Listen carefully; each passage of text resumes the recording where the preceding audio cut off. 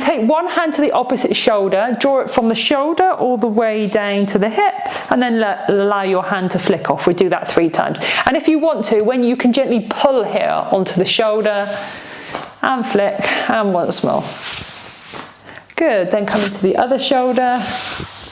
From the shoulder all the way down to the hip, and then allow your hand to flick off. We do that 3 times. And if you want to, when you can gently pull here onto the shoulder and flick, and once more.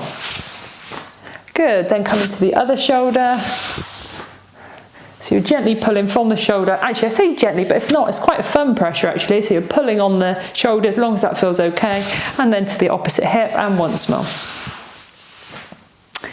Wonderful. So I hope you enjoyed this video. If you did, hit the thumbs up button, and also check out my other videos to increase your energy following the Donna Eden energy routine. Have a great day.